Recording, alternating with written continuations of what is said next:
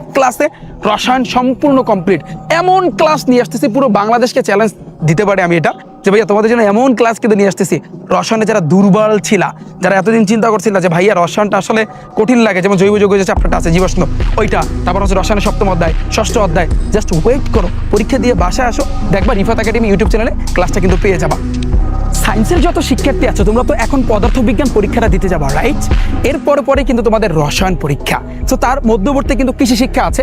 So যারা সায়েন্সের শিক্ষার্থী আছো, তোমাদের যদি কৃষি থেকে থাকে, আমরা কিন্তু কৃষির উপর ম্যারাথন ক্লাস নিয়ে আসতেছি। সবচেয়ে বড় কথা হচ্ছে তোমরা পদার্থবিজ্ঞান পরীক্ষাটা যে এখন দিবা, দিয়ে আসার পর বাসায় আইসা দেখবাই কিন্তু ঠিক 1:30-এর সময় আমরা কিন্তু তোমাদের জন্য রসায়নের উপর ম্যারাথন ক্লাস নিয়ে আসতেছি। ওকে, এমন ক্লাস ভাইয়া তোমাদের জন্য নিয়ে আসবো। তোমরা কিন্তু জানো যে আমরা পদার্থবিজ্ঞানে কিভাবে তোমাদেরকে পড়াইছি, যা পড়াইছি তুমি এখন পরীক্ষা দিতে যাও, দেখবা হুবহু কমা। যদি তুমি আমাদের ক্লাসের কোনো অংশ ভাব না যাও, তুমি দেখবা হুবহু ভাইয়া কমান আসবে ইনশাল্লাহ।